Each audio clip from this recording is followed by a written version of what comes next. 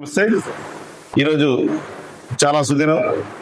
ఈరోజు ఇంకోటి అంటే శాంతి దినోత్సవం, స్థాపన దినోత్సవం కూడా. ఎందుకంటే మహాత్మా బుద్ధుడు ఈ రోజుకి 2570 జయంతులు మనం జరుపుకున్నాం.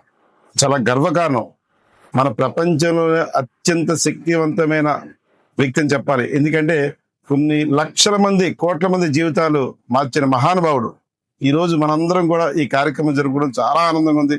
ఎందుకంటే ఈ రోజు ప్రపంచంలో భారతదేశం శాంతి సౌభాగ్యతం వృద్ధిల్తున్నాయంటే ఆ వ్యక్తి, ఆ మహానుభావుడు రచనలు, ఆయన చూపిన శాంతి మార్గం మనం అందరం ఇంకా ఆచరిస్తున్నాం కాబట్టి చాలా గర్వకారణంగా ఉంది. అలాగే ఈ రోజు ఆయన జన్మదినం, పైగా వర్ధంతి, ఆయన శాంతి కోసం జ్ఞానోదయం కూడా పొందిన రోజు కూడా ఈ రోజు కారణం. నిజంగా గర్వకారణం.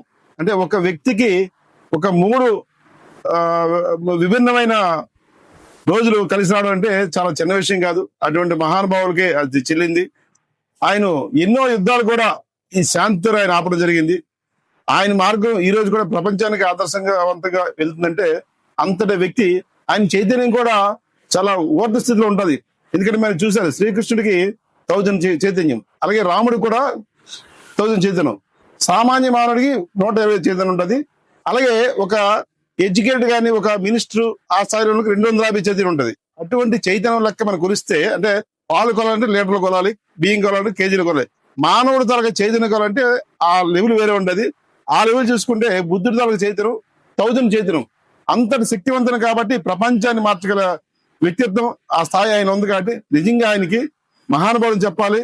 ఆయన మరో భగవంతుడిగా ఈ భూమి మీదకి అవతరించి మనందరికీ జ్ఞానోదయం చేసి ప్రపంచ శాంతి నెలకొల్పని చెప్పి ఆయన స్థాపించి మనందరికీ ఒక మంచి మార్గంలో ఒక వే చూపించి, ఆ వేలో మీరు నడవని చెప్పి చూపించి మనందరికీ ఆయన అంతరార్థం అవడం జరిగింది. కాబట్టి అయితే ఆయన ఎక్కడికి వెళ్ళలేదు, ప్రతి ఒక్క ప్రజల హృదయాల గుండెల్లో ఉన్నది.